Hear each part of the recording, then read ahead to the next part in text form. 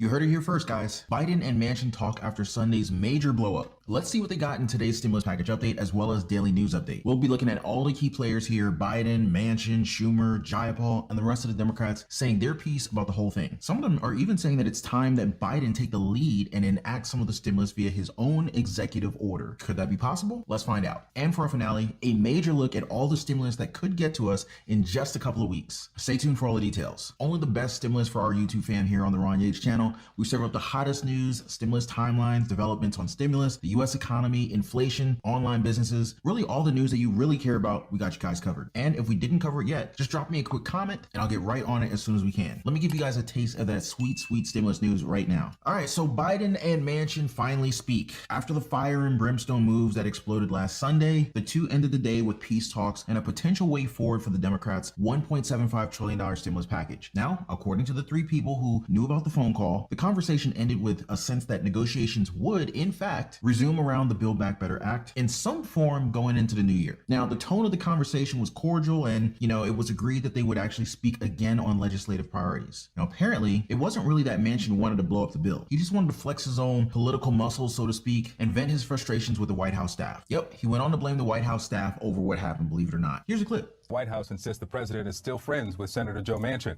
That's despite Manchin's decision that he's a no on the cornerstone bill for the president's agenda. In a radio interview today, Manchin suggested that White House staff drove him to that decision. You know me, always willing to work and listen and try. I just got to the wit's end, and they know the real reason what happened.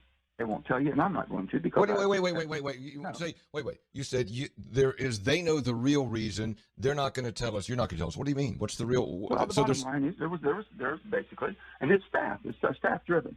I understand staff. It's not the president. It's the staff. And they drove some things, and they put some things out that were absolutely inexcusable. They know what it is, and that's it. With me now is Hoppy Kercheval. He is the radio host for Metro News Talkline in West Virginia. He interviewed Senator Manchin this morning. Hoppy, thank you for your time. Let me start there with the senator suggesting that the statement from the White House really isn't the truth about how this all ended and that there was something else at play here. Did you get any clarity from the senator on what that was? Victor, as you heard there, we were rolling along in the interview, and he said that. And I said, wait, what are you talking about here? And he did not elaborate, but I got the sense that there was something else at play here that did not have to do specifically with the president, but rather with staff somewhere in the negotiations that caused Manchin some heartburn. Here's what's important to remember about Manchin. Manchin wants to get to yes. I've known him for a long time, back to his days as governor. He's negotiated a lot of deals. He tries to get to yes, and you have to help him get to yes. But if he feels like that somebody's trying to circumvent him or go around him or put undue pressure, he can handle pressure, but put undue pressure on him, he's going to bow his back and he's going to push back. And I think that's what happened here.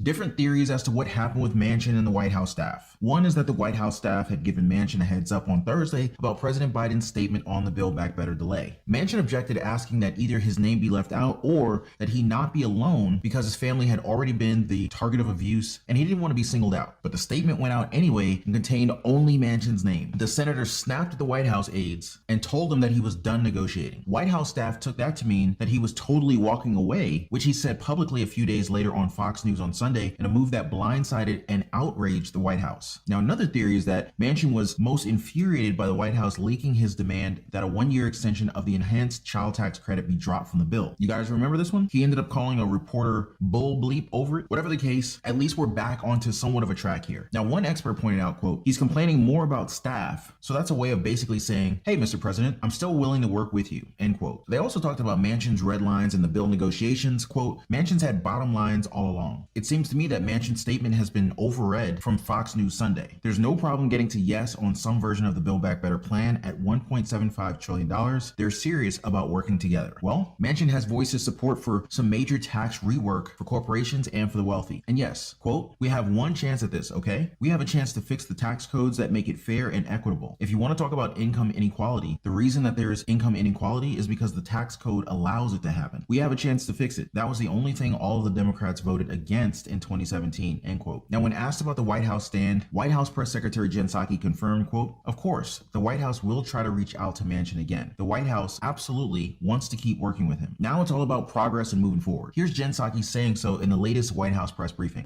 Go ahead. Does the president feel betrayed by his friend? I think our statement yesterday made pretty clear what we feel, what was the factual depiction of events that happened. But again, the president sees Senator Manchin as somebody who is a longtime friend, somebody who has worked well together on, and our objective and our focus now is moving forward. There you go, guys. A cap to the weekend drama brought to you guys by Manchin and the White House. But what do you guys think about all this? Should they just buckle down and get this thing done already? Or maybe slow and steady wins the race for you? Drop us a quick comment down below. A lot of finger pointing followed this weekend events. Democrats had no problem piling on Manchin after his statement. Representative Alexandria Ocasio-Cortez said on a TV interview, quote, "I think what Manchin did yesterday represents such an egregious breach of trust of the president. It's an outcome we had warned about well over a month ago," end quote. Some were even mad at Biden and the White House. One anonymous House Democrat said, quote, "The worst part is nobody will be held accountable for this. They don't understand that American people want results. They don't want drama and rhetoric. I do think Biden needs to clean house if we have any chance of salvaging 2022. There have to be consequences," end quote. Representative Jamal Bowman brought it home for Manchin, saying how much his, quote, "no" really impacted the American people. Here's a Twitter thread. Wow, at Senator Joe Manchin, with all due respect, when you say no on a Build Back Better bill, is it you? Or is it the special interest money, bag money, with wings that powers you? I'm inviting you to my district to see how badly we really need this bill. Will you tell my community no to our face? Impact of your no. No more child tax credit payments. No affordable child care. No paid leave. No immigration protections. No community violence and trauma interventions funding. No $35 monthly cap on insulin. No down payment assistance. No housing vouchers. No sewer, wastewater, or drinking water investments that are in the BBB, not BIF. No public transit investments. No money for making flood insurance more affordable. No substantial climate protections. No relief for middle-class homeowners. West Virginians need these things too. I feel like anytime you start off a statement that says, "with all due respect," you're almost guaranteed to offend someone. Manchin said he can't vote for the bill mainly because he couldn't explain it to his West Virginia constituents. Well, one advocacy group did the job for him. AmericanProgress.org released a press statement explaining how Senator Joe Manchin's state would benefit from Build Back Better. And we should really read this because this is going to be pretty much the same stimulus going out to all states in the United States. Here's a quick look. A West Virginia family, now mind you, this is for all states, even though it just says West Virginia. A West Virginia family with 2 young kids earning roughly $40,000 would stand to save nearly $10,000 per year under Build Back Better on healthcare, childcare, and more. Without Build Back Better, the total health insurance marketplace enrollee in West Virginia would pay about $1,000 more each year on premiums for health insurance. West Virginia has the 3rd highest share of residents over age 65 in the entire nation. 1 in 3 adults in the state have a disability, which is higher than the U.S. average. West Virginia would disproportionately benefit from investments in home and community-based services to ensure that seniors and people with disabilities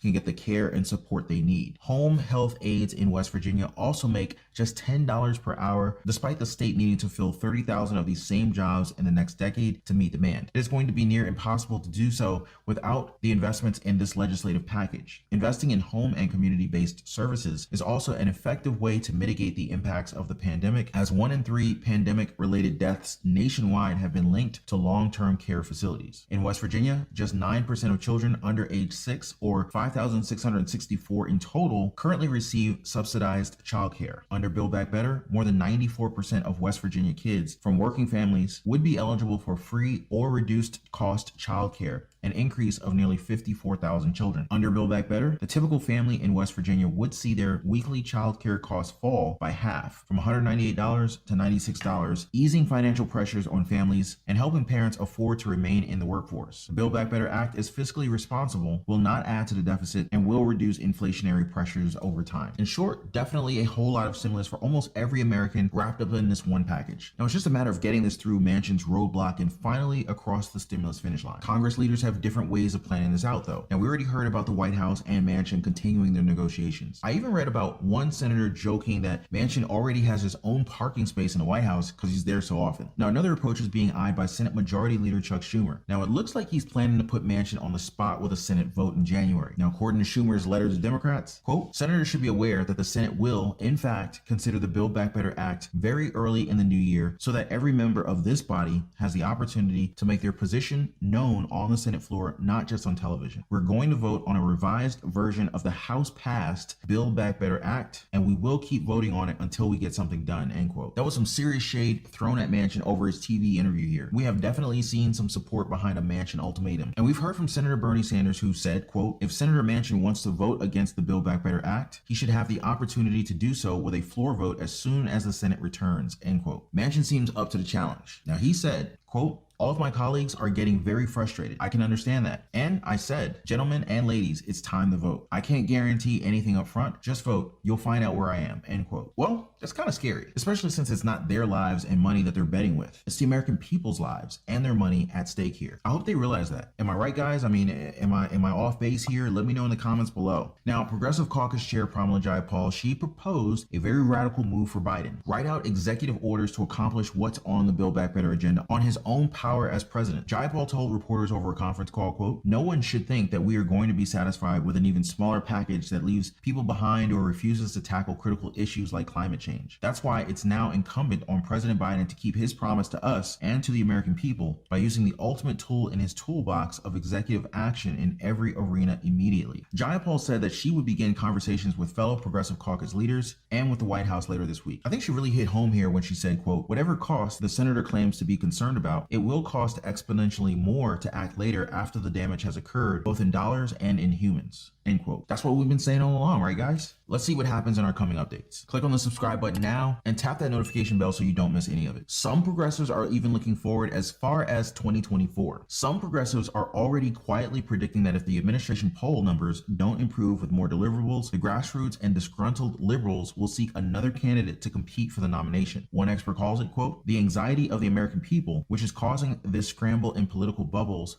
about what the possibilities can be, end quote. They also point out that if President Joe Biden does not seek re-election for whatever reason, that makes this a totally open seat, period. Some names coming up are Vice President Kamala Harris, Transportation Secretary Pete Buttigieg, and from the progressives, Senator Elizabeth Warren, and even Representative AOC. Whatever the case, and whoever is running, it's definitely in their political interest to get the Build Back Better stimulus bill passed. As experts put it, the alternative would be damaging to the Democratic Party. Quote, this hurts for the midterms if you don't pass it. In 1994, Democrats failed to pass Hillary Care. In 2010, they failed to pass Cap and Trade. In 2018, Republicans failed to repeal Obamacare. It's not that voters desperately wanted all of those policies to happen, but it looked like the policy in power was not effective. The difference with Build Back Better is that most of these policies are very popular, end quote. Definitely lots to look forward to in my coming updates. Make sure you guys tune in once again. I sure hope you guys caught all the information in today's stimulus package update and daily news update. Manchin and Biden speaking after Sunday's meltdown, other key players proposing some new moves, and all the big time stimulus at stake for the American people. As always, thanks for watching today's video, and big thanks for always lighting up the like button. The holidays are right around the corner, you guys. I hope you guys enjoy the time with your friends and your loved ones. Know that I'll still be right here with you guys, dishing out all the daily servings of stimulus and US news until we get to that stimulus finish line together. More on that in my next video. I'll see you guys on that in my next video. I'll see you guys on that.